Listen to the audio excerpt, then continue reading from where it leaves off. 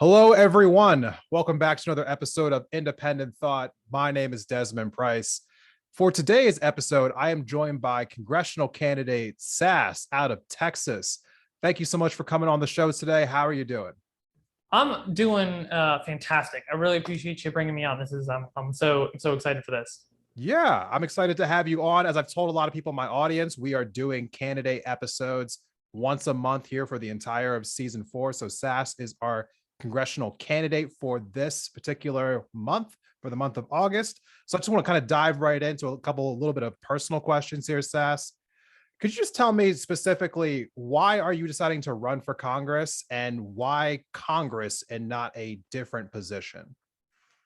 Yeah. So I mean, there's a laundry list of reasons why I'm running. There's no like single thing, but I will give kind of the catalyst as to what made me run, and then I'll dive a little bit deeper into like why Congress specifically. So last year, what year is it? Yeah, last year, when COVID really hit mid-March, I got laid off from both of my jobs. They were both serving gigs, restaurants, local restaurants, and a day apart from each other. And then I was just sitting at home, and I'm by no means the exception, just watching the country collapse in real time in front of my eyes. And I was like, you know what? I can do something about this. And so I'm doing something about it. I think I was always destined to get into politics, but it was just, when was that time going to be? And it's kind of interesting when we start talking about like why U.S. House specifically is like very much the stars aligned. Like there's a lot of luck plays into this. I don't want to ignore that piece of it. I'm very much in the right place at the right time. So I moved to Austin a couple years ago, kind of to find my next chapter in life. So I've been here for a while. I think I found it. But then this kind of opportunity came up because every 10 years we do the census, and then there's a reapportionment of US House seats. And Texas has just been growing so much. We were very confident Texas was going to pick up multiple seats. And Austin had grown more than any other city in the country over the last decade. So because of the way that population distribution, pretty confident one of these brand new seats was going to be near where I live. And turns out I can run in any district in the state. There's actually very few restrictions on running for a US House. Like it's easy to qualify for because it's all codified in the Constitution. So the states can't mess with it. And so that was like part of it. And it was like, cool, now I can run in a district with no incumbent, which like actually means there's like a real chance that I could win. But also like, I really wanted to run on something that was more unifying and more universal and like really building on solutions that include all people. And that's difficult to do when there's an incumbent because you're very much running against the incumbent, whether you're primarying them or you're going up against them in the general, either way, you're running against an incumbent. And so like there's that piece of it, but also like I went through an exercise with myself of like, I basically wrote like a 45-minute stump speech. Is not very good, but just as like a practice, just to get my thoughts down about things. And I like recorded it and I sent it to some friends and family. And what I realized that process is that like, I am particularly passionate about national issues. And I'm not gonna win a race on issues that I'm not passionate about. So running for a national seat also felt right in that capacity as well. When I said, I can do something about it, like that also ties into just like the fortune and opportunity that I've had in my life, like my age. I'm young enough. I had a chance to just throw 2 years into this, and so like I'm just taking the opportunity the best I can. So that's really, like I said, there's a lot of things that kind of have stormed together to make this a reality. But I really do feel that I have a unique opportunity here, and so I'm seizing it. Absolutely. And it's one of the things I'm always preaching in my podcast about being politically active, politically motivated. And it's always interesting to me what those events are that, kind of create that political, I guess, incentivization into people. So Was there a specific moment for you where you felt like that was the event that led you to becoming more politically active in general? Was there a single moment, or have you kind of always wanted to be involved in politics your entire life? Yeah, I don't know that. I mean, there was so at one point I had considered moving out of the country. I was like, I don't want to deal with this bull crap. I could probably like get a work visa in New Zealand or whatever. And I was like thinking about that. And then COVID hit and it was like, so I'm stuck here now. But it was also like there was a shift during like watching what was going on, as well as seeing opportunity at the same time, having the opportunity to really reflect now that I wasn't working all day every day, of like, man, it's not like me to like leave people behind. And that's what I feel like I would have done if I had moved out of the country. And so there was kind of this big shift of like, no, I'm not going to leave. I'm not going to leave this country behind and the people I care about, particularly because I can't do something about it. Like I know a lot of people aren't as fortunate, aren't in the same situation, and maybe can't do as much, don't have the same kinds of opportunities that I have. But I took a look in and I discovered that there was this opportunity, and I was like, damn, I would totally regret it if I didn't seize this to try to make the world a better place. And it's been really incredible because as I've gone throughout this, I've learned more and more about like the level of impact that I could have is bigger than I originally anticipated, which is also really cool. Or at least I should say the potential. Who knows what's actually going to happen? I can't predict the future. But that led into political activism. When I was like, all right, I'm going to run. I was like, I need to get politically active too. Like that needs to be part of this. And so I did start getting to political activism in a variety of capacities, in the things that interested me. And I'm glad I did that. I've been getting good experience and doing a variety of things. But there was like a pivotal instance last year during 2020, July 25th. I just kind of accidentally ended up in my first ever march, which was super cool. And then I watched Garrett Foster get shot on the streets in downtown Austin, and that was crazy. And long story short, you can look it all up yourself, but I ended up being effectively like the person who got the story out there in the media and did all the interviews to make sure that the story was told and told properly. And that felt very powerful to me. I mean, yeah, 15 minutes of fame, but I had a national platform where I got to say some things. And it also led to me learning more about like different perspectives and like hearing from people all over the country about like how they disagreed with some of the things that I said. And it opened up my perspective on like, man, if I really want to build a campaign that includes all people, like I need to rethink some of this.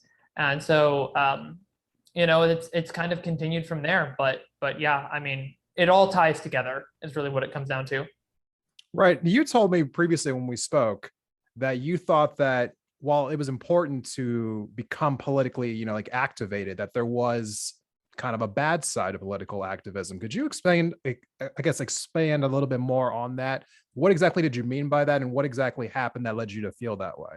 Yeah, that's right. Yeah, I read you a short bit of a transcript or like of a thing that I wrote about that. So beyond, I watched Garrett get shot. I did these interviews. I ended up on a live show on CNN, Cuomo Primetime, and before the interview ended, I was like, I made a point of like delivering a message of, and I quote, "If Black lives mattered in this country, we would still have Garrett today."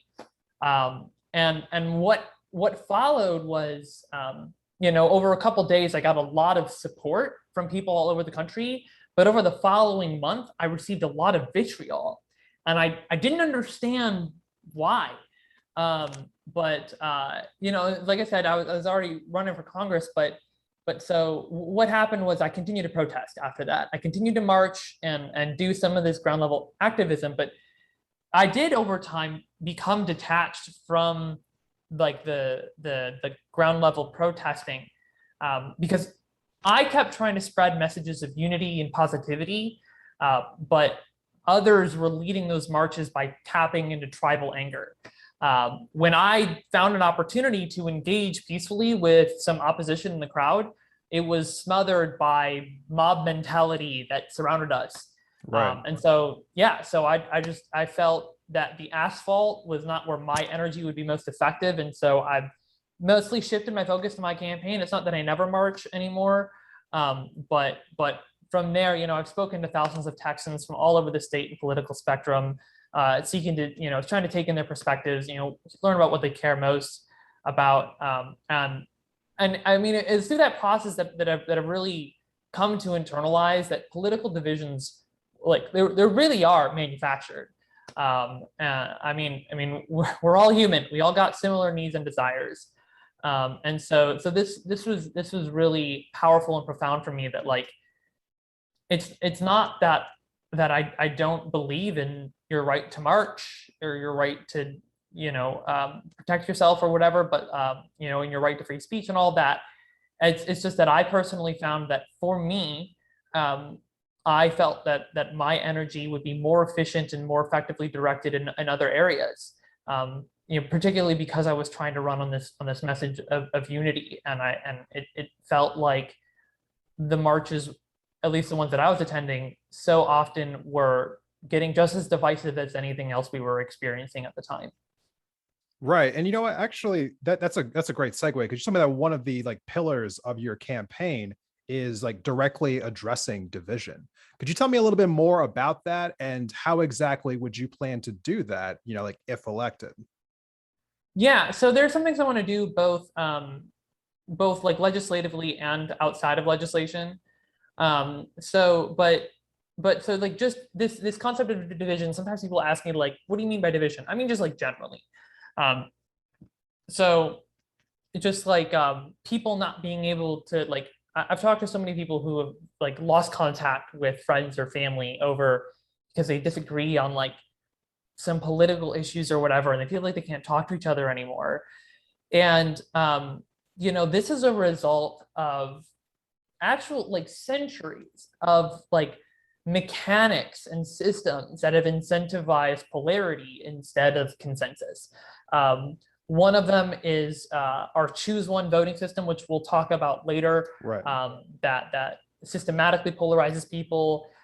Another aspect is more recently is our news and opinion has merged. So it used to be that in the newspaper there was a hard news section and there was an opinion section. Right. And then we had another thing. We had fairness doctrine, which required that on opinion shows that you needed to give an equal amount of time to opposing sides.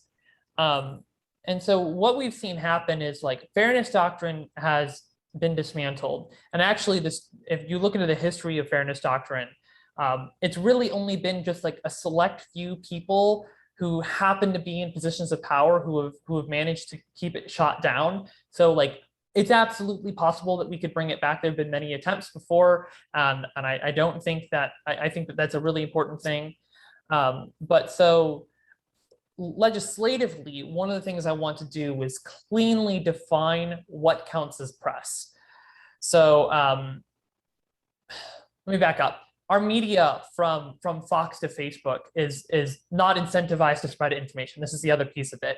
They're incentivized to make money. And these media companies have found that the best way to make money is to spread misinformation and lies and propaganda to divide people into echo chambers, to get us angry at each other and this glues us to our screens to get more eyes on ads. We have a term for this, doom scrolling.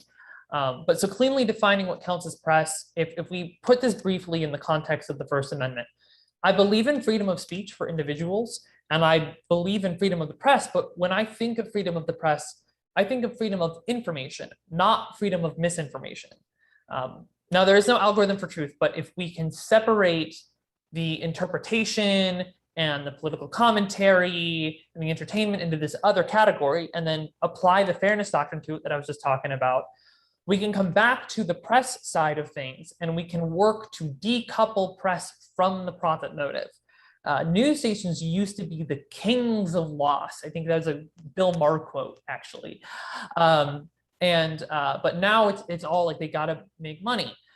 So I have a couple ideas around how we can do this, but my favorite idea that I've come up with is journalism vouchers. So basically, we would give every American, say, $120 a year, and they can spend this money, but only on subscription journalism. And the whole point of that is to help increase journalism that isn't tied to a profit motive. And so doesn't have that kind of incentive to just like divide and split and do these echo chambers. Of course, this ties in with universal basic income. It ties in with my government accountability, like social media platform I want to build based on donations and have like a balanced engine. Like the other things I want to do, like low conditionality funding for local and investigative and independent journalism. We can have like matching grants for municipalities to help fund local journalism. But I think this journalism voucher program, I really, really like this. And so that's within legislation, but outside of legislation, another thing I want to do, well, let me say just real quick, one of the main effect of those programs would be a decentralization of sources and narratives. So Americans would have more ways to discover information about their communities without having to focus on centralized media narratives. All of these categories, by the way, would require full disclosure at the beginning of each article or show. So like a television channel, if they're going to have on a show that's like political commentary, then at the beginning of it, they need to say, this is not news, or whatever it ends up being. But then a news show, they say, this is news. And so this helps to give people better information about the type of content that they're consuming, and empowers them to make better choices. But outside of legislation, I do have one other thing I'm trying to do. It's proving to be more difficult than I expected. But throughout and beyond my campaign, I'm going to host weekly live streams where I bring on someone who disagrees with me, and then we'll just talk. People are sick of the screaming matches on cable. They're craving this, right? So because they want to remember what it's like to have a conversation with someone they disagree with. Nobody likes losing friends and family over stupid identity politics and labels and terminology we don't even agree on the definition of anymore. I'm fed up with people saying we need to come together while turning around and driving more division. I want to demonstrate. I'm going to actually show how to have that kind of a conversation. And I think it's really important for people to see that. Long form content, I want it to be live so the audience can interact with each other, but while watching a one-on-one conversation where supposedly one of us is going to say things that really pisses them off, but watch how the other person, or at least for me, the other person says something crazy that really pisses off somebody in the audience. Like I want that person in the audience to watch how I handle that in a way that allows the conversation to continue being productive and to get to more root pieces or more root issues that in a way that again helps to build consensus rather than drive division. And so this is, if nothing else, I want to accomplish, just starting like a snowball effect of like relentless patience and kindness for our fellow Americans. So this is kind of my whole thing of like, I have other things I want to do that kind of indirectly address division, but I just feel the timeline, like we got to hit on this directly. And so that's what that's about. Okay. Well, I appreciate you taking the time to explain that for us. Now, I think lastly, not lastly, but one more question that I want to get to kind of around what you were just referring to is universal basic income. You had just referenced the fact that is kind of intertwined with so many of the other policies that you are also very adamant about. So this idea was kind of popularized by Andrew Yang when he ran for president in the last election cycle. And so I've seen a lot more people come out in support of this now. Some people are very much against it.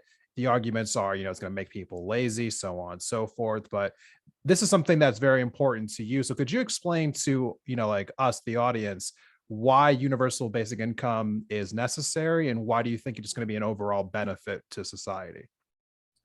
Yeah, it's so funny. I'm so used to talking with crowds and people who like are already super in favor of UBI. So it's kind of funny if you look at all my other interviews I've done. I actually don't talk about UBI that much for that reason. But no, but right now we have an epidemic of poverty. And it's like I don't buy the kind of like numeric definition of poverty that we use of like $12,400 a year or whatever it is. Like, to me, poverty is when money becomes more important than your time. It's when you are becoming, when your basic needs are not secure, right? Housing, food, healthcare, and you start to succumb to scarcity mentality, right? So you enter survival mode, and the effect that this has is it takes up space in your brain. It's like just survival just takes up a lot of your mental capacity.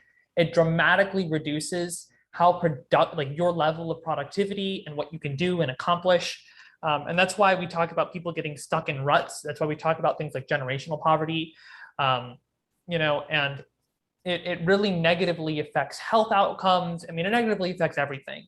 But so the whole thing about poverty, what is poverty? Poverty is just a lack of cash. In a society where everything revolves around the dollar, I'm not saying that I like that system, but that is the reality of the system that we live in. The simplest and most effective way, at least in the United States, that we can secure people's basic needs is to write them a check.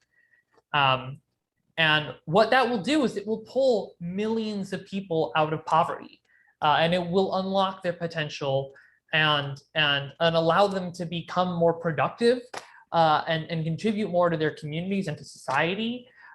It has a whole bunch of effects. There's the reasons are endless. Look up Scott Santon's. He writes about this stuff all the time. But it will give people more leverage to demand better wages at jobs, as well as refusing jobs that human beings shouldn't be doing in the 21st century. Andrew Yang talked a lot about automation, AI, robots taking jobs. Like, that's very real. Like, that's absolutely a reason. I think jobs are a 20th century concept that we need to leave behind in the past. We need to say labor is for machines and life is for people, and give people the freedom to choose what they want to do with their time, as well as start recognizing the other types of work that we do, right? Expanding our definition of work. So including things like child rearing, family care, volunteering, freelance work, artistry. These are all important things that people do that contribute to our society. We don't pay for it. So this is a way to start paying for those things. It allows people to invest in their own communities and start businesses, give people more opportunities to explore different things that they want to do. But I also want to address, I think it's really always good to address like specific concerns that people have, because this does touch so many things. Yeah. So the one you brought up is, will it make people lazy? And so the answer is no. Regardless of the fact that all of the data that we have on every basic income trial done throughout the world since forever, right? We're talking about dozens and dozens of trials from California to Kenya, has shown that productivity increases. But the actual crux of it is we have over 90 federal welfare programs, and the Achilles heel of all of them is that they are conditional. And those conditions are incentives. If you have to jump through a whole bunch of hoops and do all these things in order to get this money that you need to survive, make sure that you can pay rent, you don't get evicted and die on the street like thousands of other homeless people in America do every year, then you're going to do whatever those hoops are. So, for example, standard welfare, if you make a cent over, once you hit $1,000 a month at your job, you lose the entirety of your welfare benefits. So now you are incentivized against getting a raise or getting a promotion or taking on more hours or getting another job. Why would we incentivize people not to do that? Right? But if you remove the condition, this Achilles heel of it, and you just give people money unconditionally, now they are free to actually do things, and they're not tied down. They don't have these incentives. So I very much think that this relic of having over 90 federal welfare programs that are broken and bureaucratic and dehumanizing and miss millions of Americans, like, I am not married to that. It's not working. We need something that is simpler, that isn't going to miss people, and that is actually going to unlock those things. But I'd love to give an opportunity for you to bring up other concerns that people have. Right. And I think that there'll probably be some time for that here in a little bit. But the first thing that we're going to do is take a quick break. And when we come back, we're going to have the second half of our conversation with Sass. Stay tuned.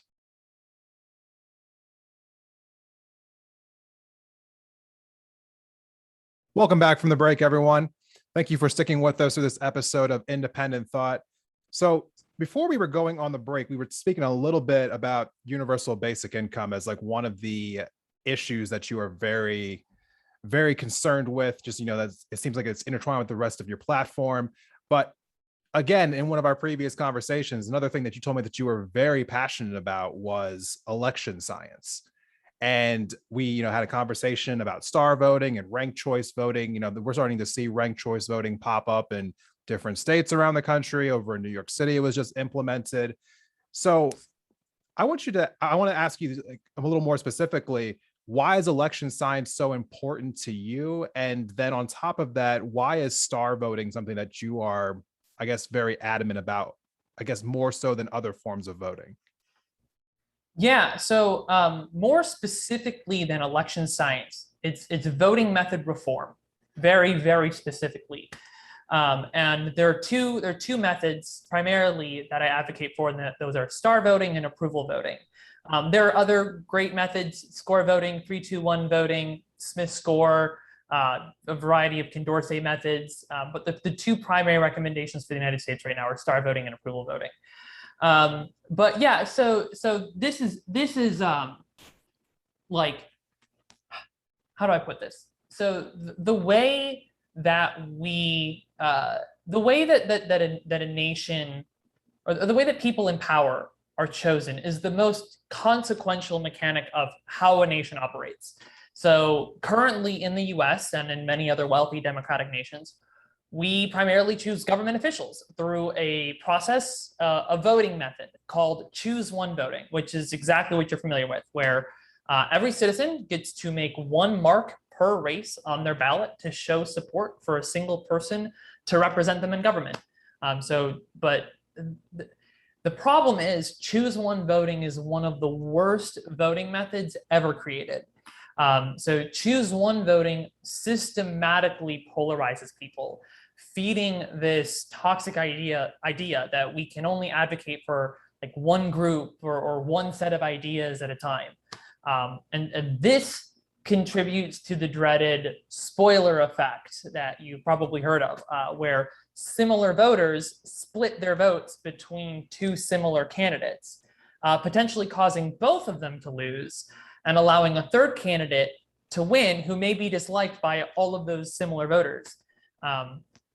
Fear of this mechanical problem that's baked into choose one voting leads to the strategic lesser evil voting we find ourselves constantly hearing about, and an inevitable, unavoidable trend toward a two-party system that we have found ourselves stuck in. It's the math of the method, not a vice of the voters. So like I said, there's dozens of different voting methods to choose from. Star voting and approval voting are the two I advocate for. So I'll tell you first about star voting. So I like to describe star voting as the ultimate culmination of modern voting science. So STAR is an acronym. It stands for score, then automatic runoff. And that's exactly how it works. So what happens is you score all of your candidates from 0 to 5 stars on your ballot independently of each other. So you can have multiple candidates of the same score. You can draw bigger differences between them. You do whatever you want. And then we add up all the scores for all the candidates across all the ballots. The two candidates with the highest scores become finalists who move on to the automatic runoff. So then what happens is whichever of those two candidates you scored higher on your ballot that finalist gets your one full vote. And then whichever finalist gets the most votes wins. And this produces astoundingly accurate results for a whole bunch of wonderful mathematical, scientific simulation reasons. I'm not going to get into it right now, but I highly recommend that you do. You check it out, starvoting.us, Equal Vote Coalition, all that. But it produces really, really great results and that are incredibly accurate. Of course, when we think about political reform, we always have to live in the real world. And so when we look at star voting specifically, we can run into roadblocks at times. So for example, for a small jurisdiction that doesn't have a lot of money to spend on redesigning ballots or retraining poll workers or some big voter education campaign, or if it has some like wonky election code, star voting can be a really hard sell. Which is why I also advocate for approval voting. Now, before I move on to approval voting, I just want to make sure, does star voting seem clear, like what it is and how it works? I'm sure that mostly everyone at home is following right along. Awesome. Sweet. So approval voting is comically simple, right? So it's changing the language on the ballot from choose one to choose one or more. And that's it. So it's instead of just bubbling in next to one candidate on your ballot, you're free to bubble in next to as many candidates as you like, or all the candidates you approve of. And then the tabulation is exactly what you're familiar with. You just count up all the votes or all the approvals, and whoever gets the most approvals wins. And this also produces really great results. They're not quite as like dead on accurate as star voting is. But approval voting is about bang for the buck, right? It's in simplicity. So I like to describe approval voting as the highest and fastest return on investment for any voting method shift in the US right now. So star voting doesn't require any change to electoral infrastructure, which makes it a viable sell for small jurisdictions that don't have a lot of money to spend. We saw this in Fargo, North Dakota and St. Louis, Missouri already, where the taxpayers paid basically nothing to implement it and use it in elections, which is fantastic for them. And it's the election codes that star voting isn't going to be compatible with. For the most part, approval voting will be compatible with. And also, there are places where approval voting will be less viable because it won't be able to eliminate an election, where star voting will be more viable because it can eliminate an election. We actually really need both of these methods. We can't do it with just one of them alone. But with both of these methods, but it's easier to understand with approval voting, is that that one tiny change, we're just shifting the instructions on the ballot. It has dramatic positive effects on election results that almost completely eliminates the spoiler effect that I was talking about earlier. And it flips the dynamic of our voting from polarity to consensus. That's like the real power of it. But what it really comes down to is the power of the vote. By only allowing you to express support for one candidate at a time under choose one voting, the power of your vote is limited in that exact way. Approval voting, star voting, they unlock the power of your vote, and that leads to better candidates running, better candidates winning, and more accountability for those people in power, our elected officials, who ultimately direct how the nation operates. So I just want to pause, and does that all make sense, sink in? Do you have questions? I have no questions. Okay. All right. So kind of, I'm of the mind where any improvement to our voting system is welcomed by me. I know that it feels as though our system right now kind of like sometimes like decentivizes people to show up to the polls. And so if there is a system out there that is going to increase people to want to turn out to vote, I'm all for that. But, on top of, what's driving people out to the polls, especially in this upcoming election that I'm thinking about, there's been a lot of energy around the lack of climate change initiatives, which has been a hot button topic, especially this summer, especially out where I live in the Pacific Northwest, where we've seen a lot of wildfire smoke, where we have to deal with that on a day in and day out basis. We've largely not seen any kind of movement whatsoever at the federal level on the climate, radar, as you would say right now. There is some whispers that there's something in the reconciliation bill, but there's no guaranteeing that it'll make the final cuts as we sit here today. So I want to ask you specifically, if you were elected, how exactly would you address climate change? Like, is there specific legislation that you have in mind that you would implement if you were in the halls of Congress right now?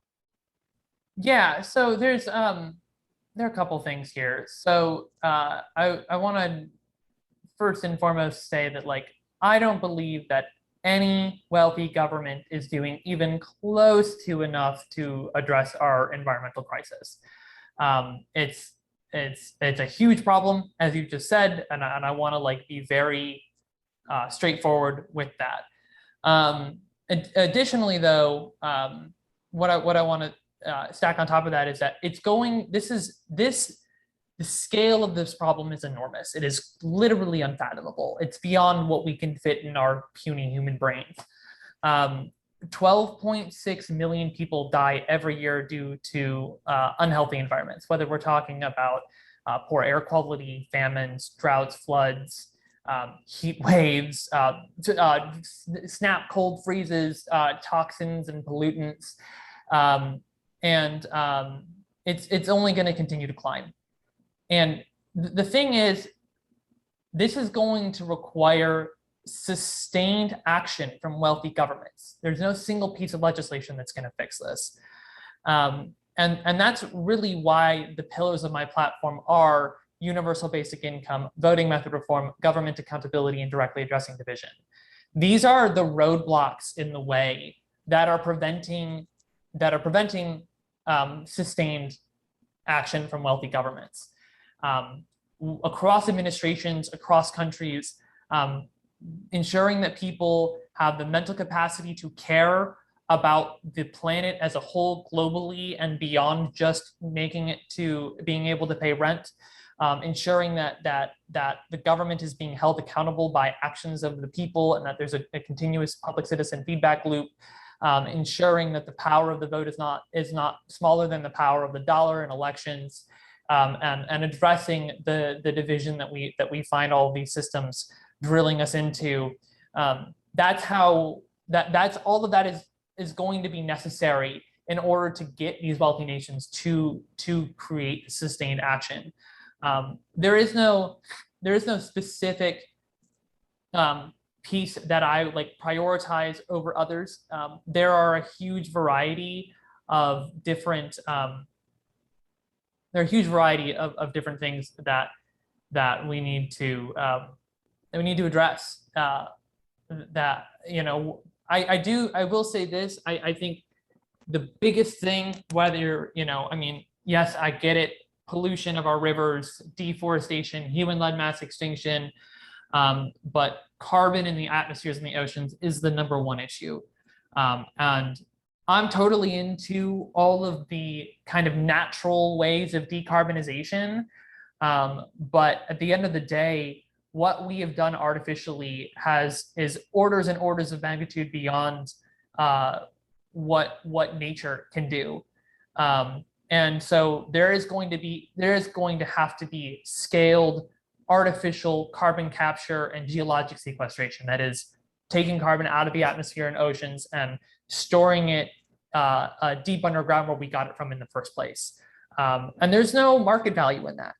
That's just something wealthy nations are going to have to put up and shut up about.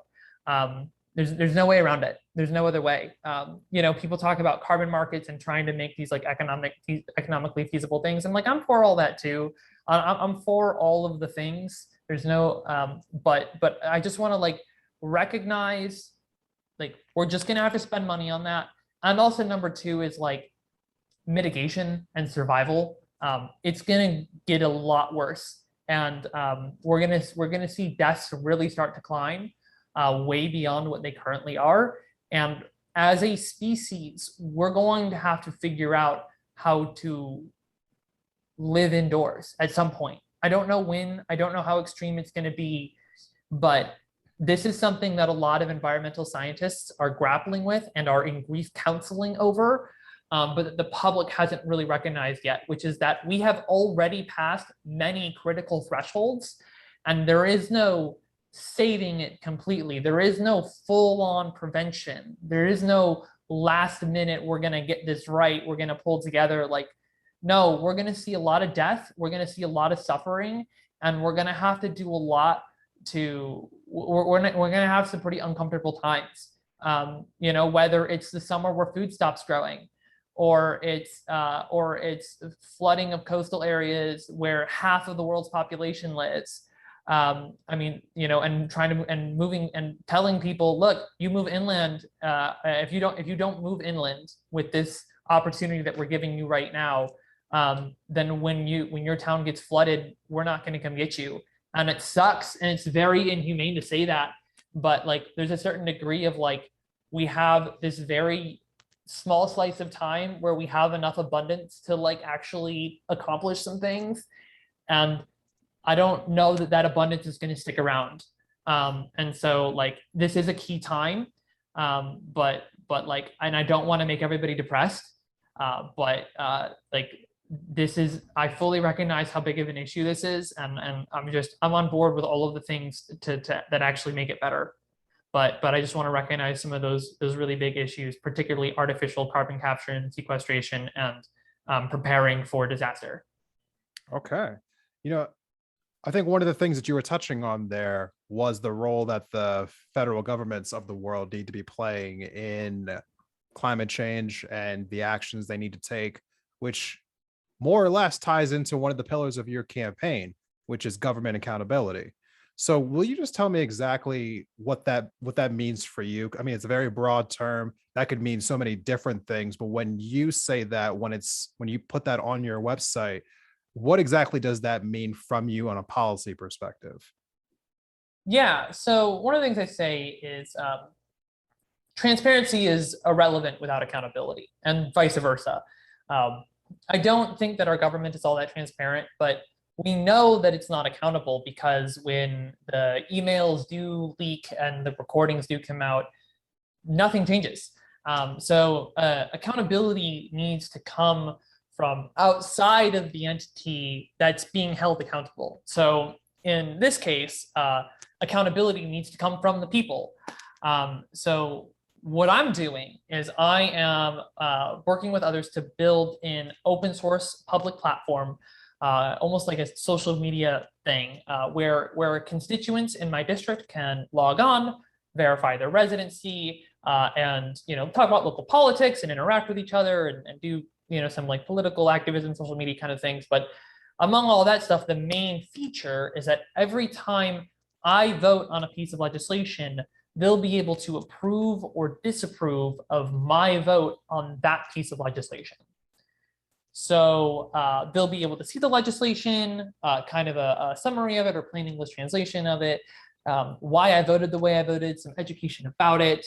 But then I will have a public scorecard of how representative I am of my district.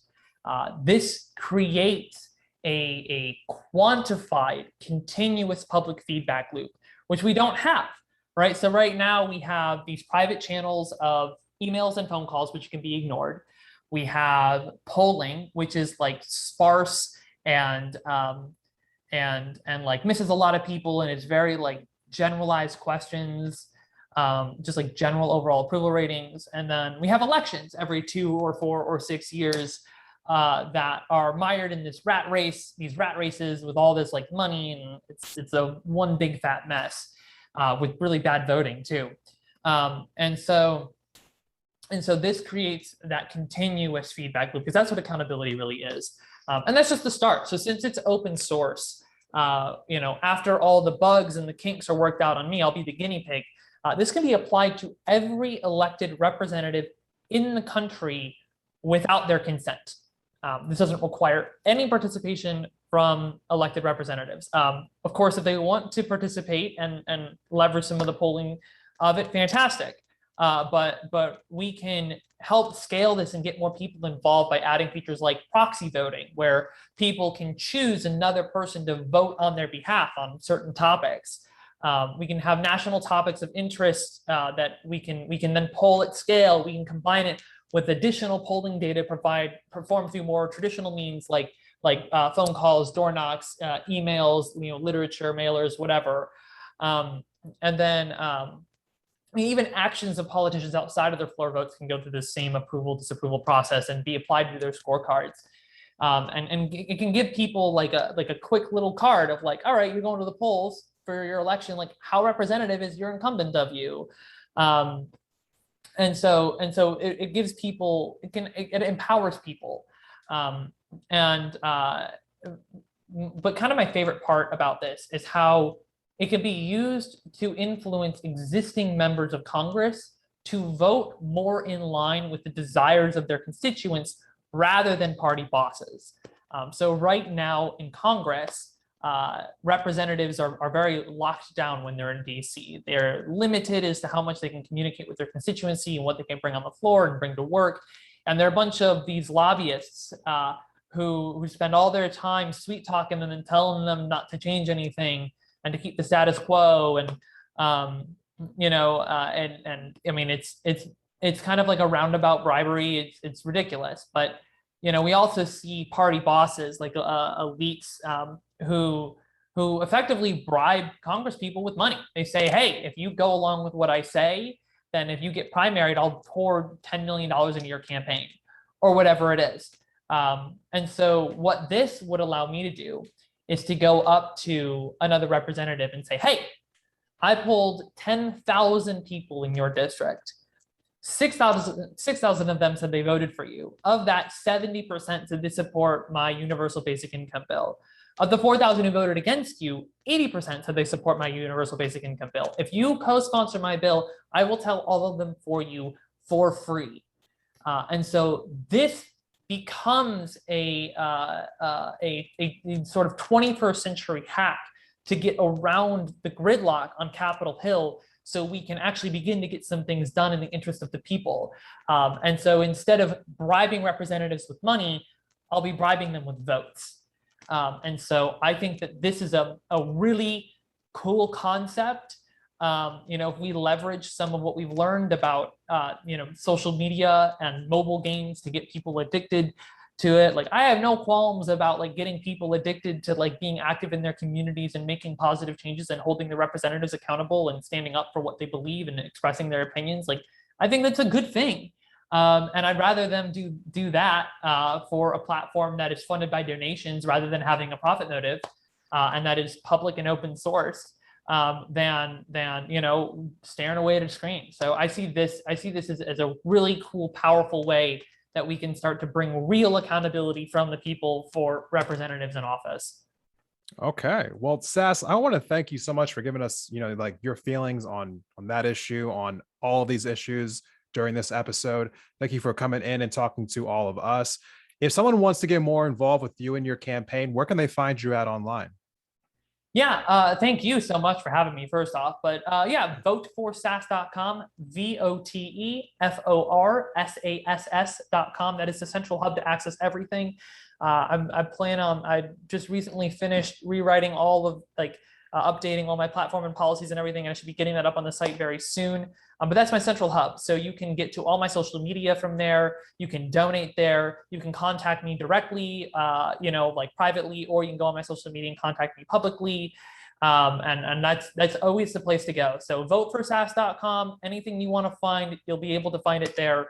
And hey, look, if you're listening or watching this and you're a person who likes long form content about policies and proposals and stuff, I have a ton of content on my YouTube channel. Again, you can get there from voteforsass.com. I think you'll really enjoy my long form content if you've been enjoying this today. Absolutely. Thank you so much. Oh, and just, one final question for all the listeners out there. Texas is currently redistricting. So do you know when you might know, I guess, when that might be finished? October, November, it's hard to say. There's no strict deadline. Well, I mean, normally there are deadlines, but they all got basically erased because of COVID, because all the census data got delayed. Right. So yeah, approximately that time. But again, we don't know where this is going to be. Like I said, chances are, just based on where the population within the state has moved, there will likely be a district near where I live in Austin. And then I will likely run whatever that new district is. All right. Well, everyone be on the lookout for that. And those links will be in the episode description. So make sure you just go ahead and go into the description. You'll be able to click on the link to Sass's website. Go and check that out. Thank you again for showing up to the episode today and speaking with all of us. And we're going to take one final break and we'll be right back with my final thoughts of the day. Stay tuned.